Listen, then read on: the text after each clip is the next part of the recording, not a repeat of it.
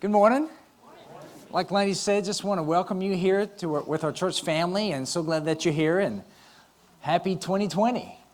2019 went quick, didn't it? Seems like we were just here getting ready for 2019 with all of our expectations, and here we are with 2020. Well, 2020 is going to go quick too. And so something I've realized, the older I get, the quicker the years go. And as we get so busy, we make plans and we do so much. Of course, the most important plans we make is to be faithful to God. And so the focus I'm going to have for this year, so about half my sermons are going to come from this focus, is from the Sermon on the Mount. I want to focus on that. There's so many things there I think is key for us to go back to the roots of the teachings of Jesus. And so that's an actual picture taken from the Sermon on the Mount. No, of course not. But we need to get to the core teachings of Jesus and always stay there. And so it's easy to get off focus, especially with society being as it is today. So if you're visiting with us today, I just wanted you to know that was our focus for this year, and welcome you here and enjoy fellowshipping with us as we glorify God. Thank you. Still trying to get into my new routine. You know, there's a Christmas song that talks about how the parents are excited about the kids going back to school. It's kind of true. You know, trying to get the kids back in their sleep schedule. Okay, you're going to have to start going to bed early again for them and for us. It's good for everybody to get back in their healthy routines. So it's so good to start the new year here together as a church family, and so glad that you're here. And I know some of you maybe are starting to try to get back and come to church, and so I'm proud of you for doing that, and want to encourage you along that way. Now, remember, we're going to start growth groups, small groups, encourage groups next week again on the 12th. And I really want to encourage everybody to get involved in a small group if you haven't already. And it's not too late. This is a good time to get back in one. Just come see one of us, see one of the leaders. And if you don't know which one, we're going to have a list of them up next week. And so you know where they're meeting and who's the leaders, and you can talk to them. All right? So glad that we can start those again. I miss my small group when we're not meeting for a while. So predictions of 2020. It's interesting, I guess, because 2020 is kind of a catchy thing, because the vision of 2020, like I talked about last year, there were a lot of predictions made about how life is going to be in the year 2020. Have you heard of any of those? Do you remember any of those that were made a long time ago? Well, here's a few of them here that I want to look at. First of all, do you know the Magic 8 Ball? Have you ever used that? Well, we have one at our house, and you know, it can give you like little predictions here. I know it's kind of silly, isn't it? But people really love these kind of things. So you can ask, is it going to be a short sermon today? Let me see. Don't count on it.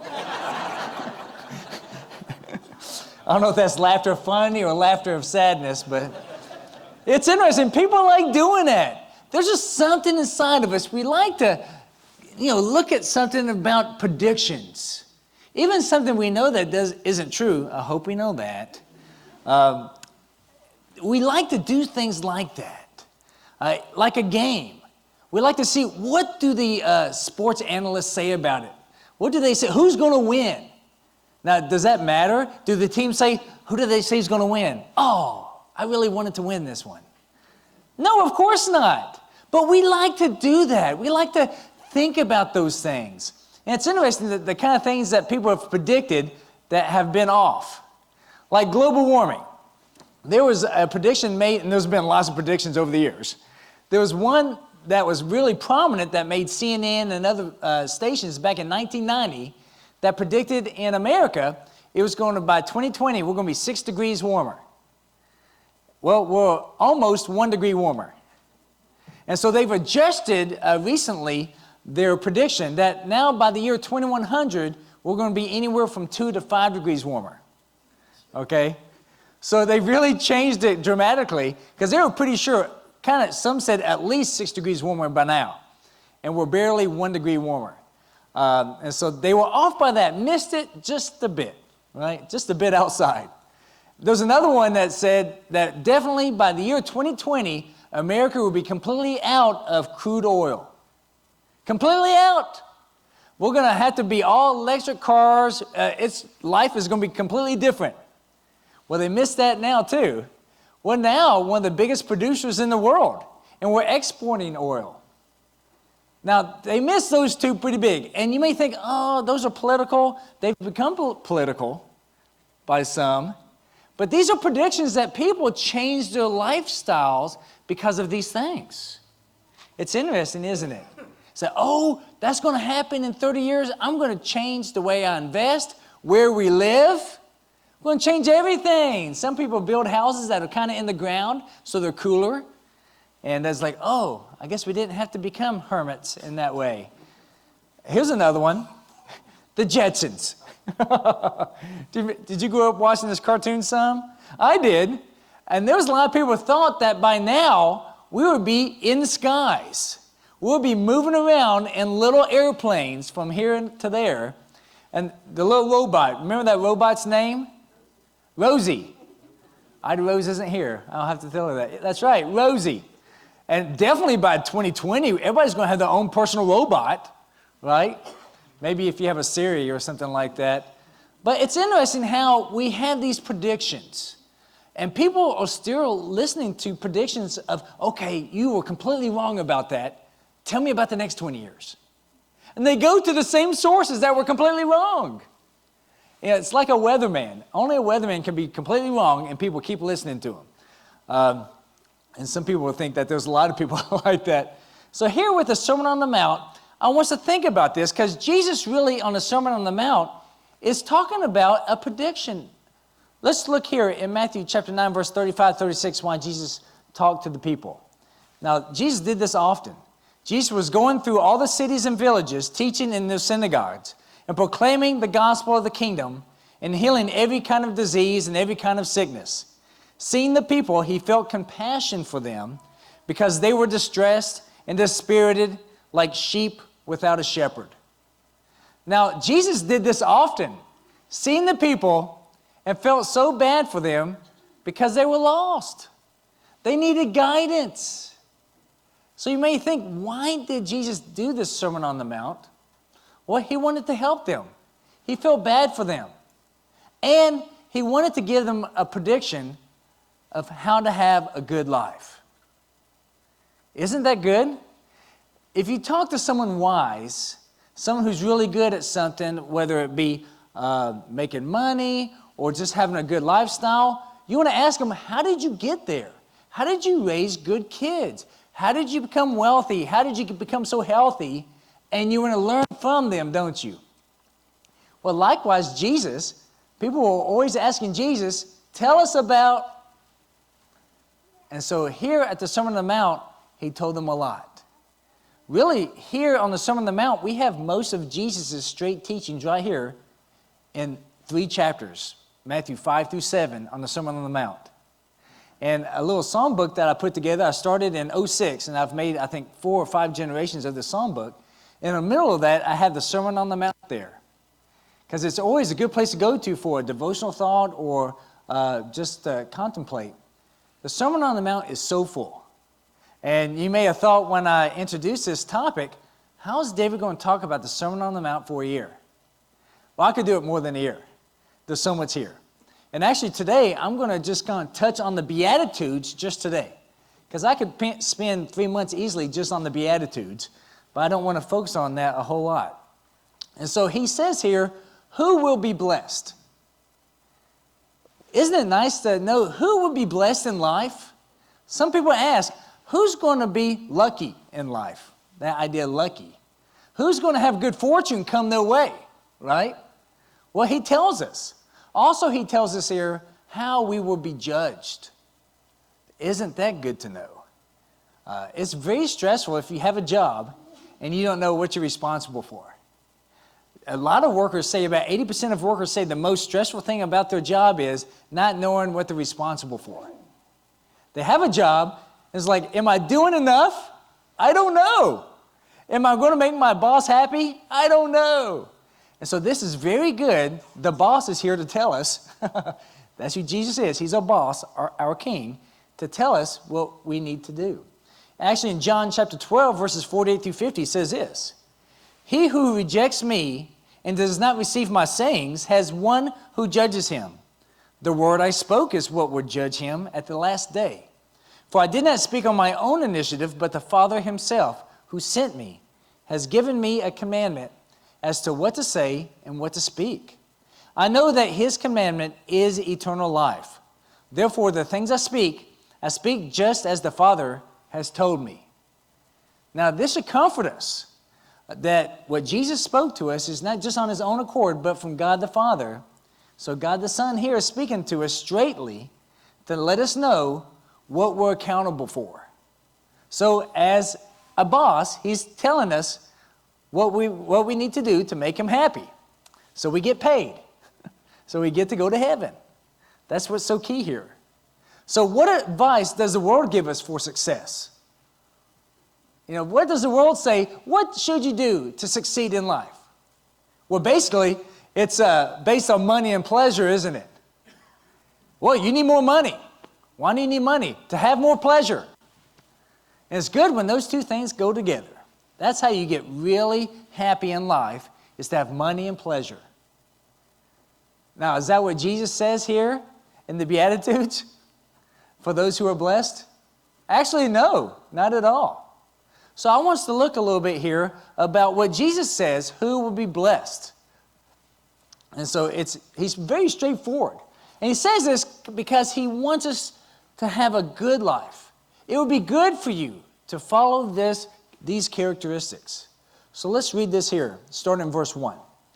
When Jesus saw the crowds, he went up on the mountains, and after he sat down, his disciples came to him. He opened his mouth and began to teach them, saying, Blessed are the poor in spirit, for theirs is the kingdom of heaven. Blessed are those who mourn, for they shall be comforted. Blessed are the gentle, for they shall inherit the earth. Blessed are those who hunger and thirst for righteousness, for they shall be satisfied.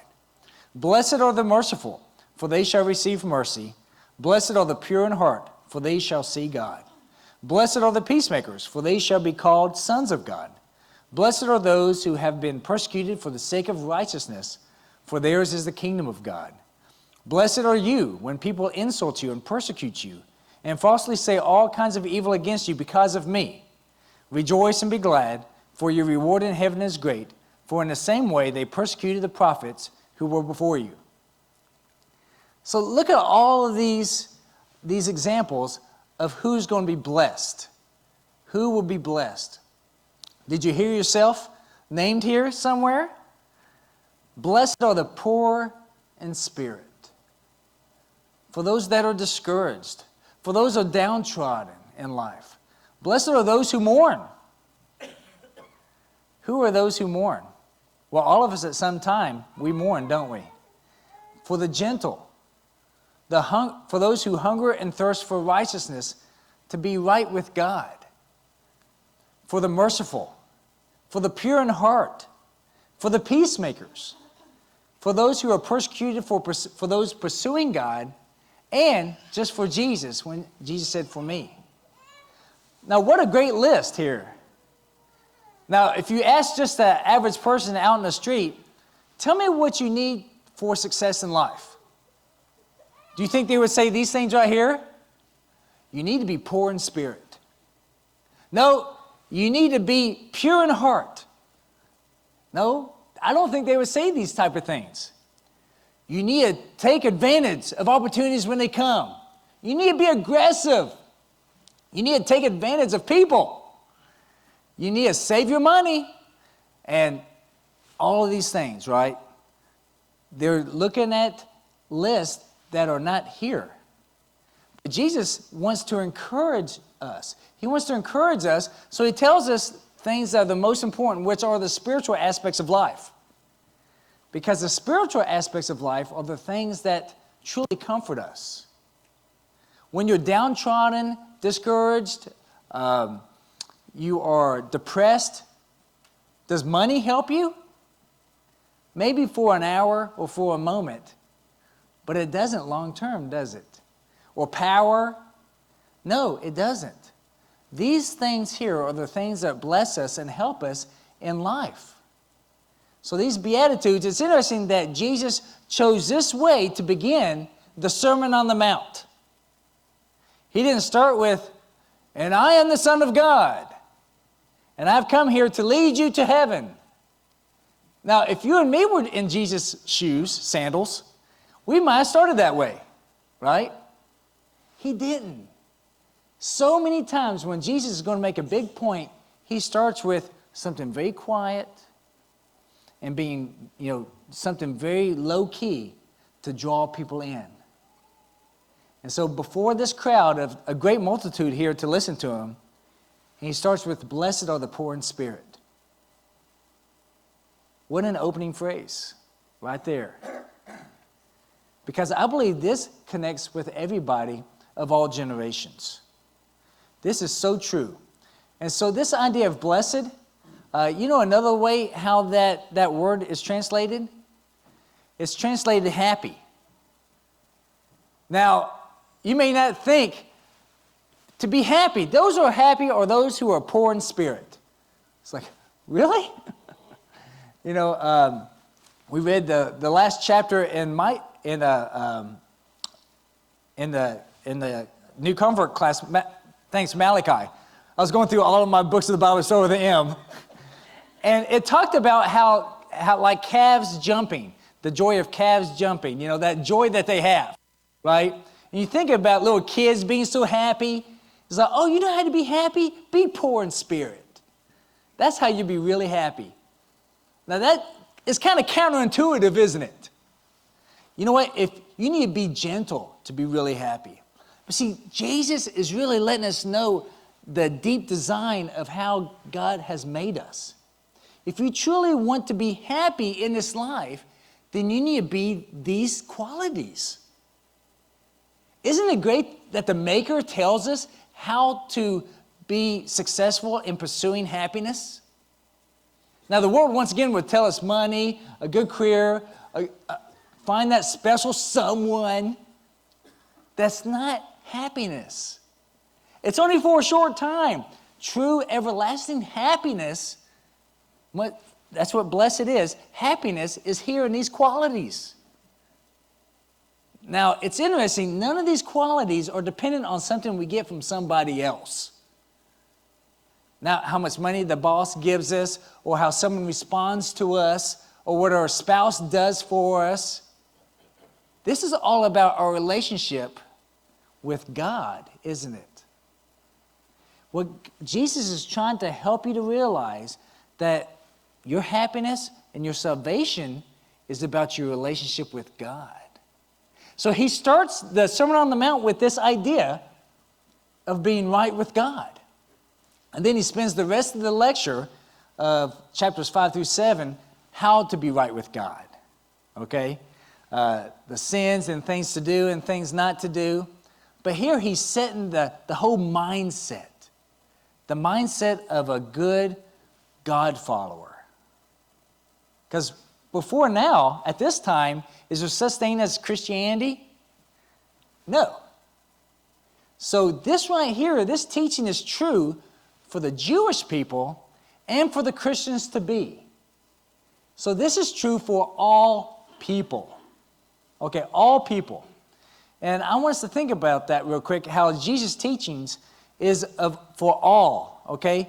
So here in Matthew 5:17, we'll get into this later, but in this same passage, he says, do not think that I came to abolish the law or the prophets. I did not come to abolish, but to fulfill. Sometimes as Christians, we'll think that, glad we don't have to follow the Old Testament. But we do, don't we?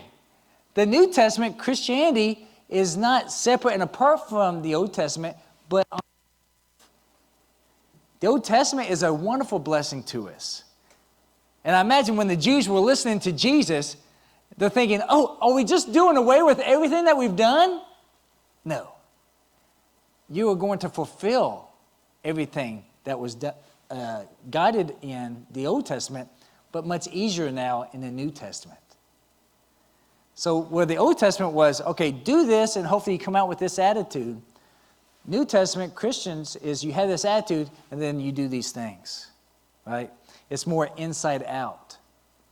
So Jesus is changing the methodology of the religion at this time. It's inside out instead of outside in. And so that's another reason why he started the Sermon on the Mount with these great, insightful character traits of how to be happy in this life.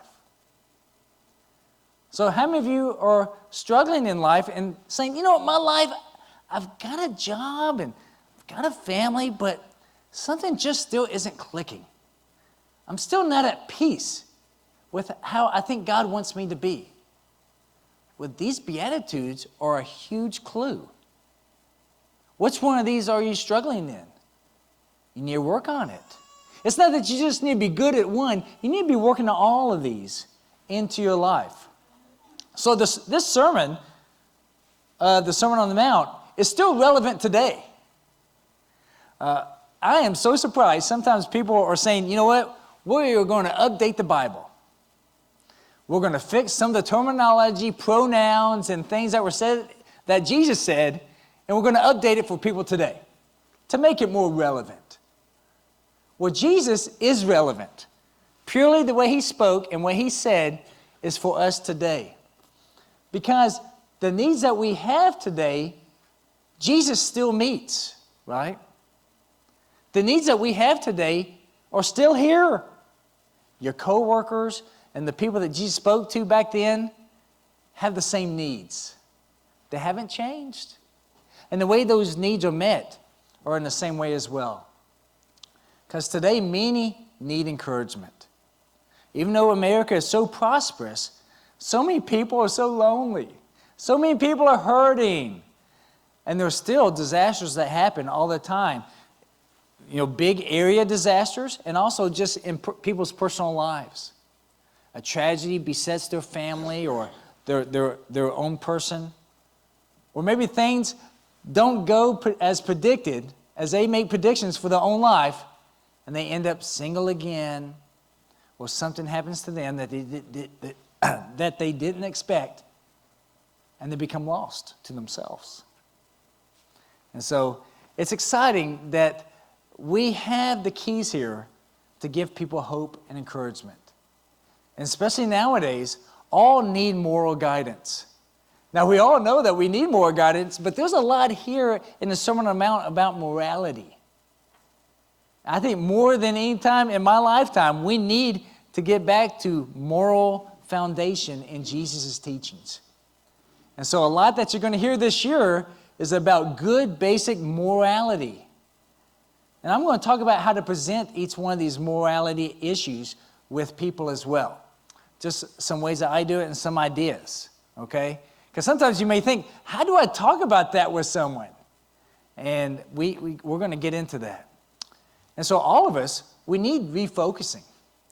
Last week I talked about, remember that picture that was kind of out of focus and you had the one inside that was focus? And slowly, without realizing, you get out of focus sometimes. You don't realize it because it happens so slowly. Well, hopefully through this year's study, you're going to hear some things and you're going to realize, wow, I need to get refocused on this. I need to get my compass reset on Jesus. He is our true north to get to heaven. And so this Sermon on the Mount that Jesus gives here is us. Hopefully you see yourself out there in that crowd. You say, Jesus, speak to me. I want to hear. I imagine as Jesus was speaking here and everybody could hear him, they were just as quiet as anybody could be to listen to every word that Jesus has. Now, because we have the words of Jesus so readily, we can easily take them for granted. Just like anything that you have easily, you take it for granted because it's always there at your fingertips. You probably have 5, 6 Bibles on your phone. You have so many options of them. You take it for granted and you don't look into it. So let's recommit again to the words of Jesus and to his teachings. Because his words, like he said, are the keys to salvation.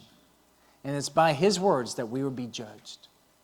If you need anything from the church, if you need forgiveness, if you need to say, you know what, my life needs to get back on track, or if you just need to talk about anything, please come see me or one of the leaders here, and we'd love to help you. We're so glad that you're here with us today.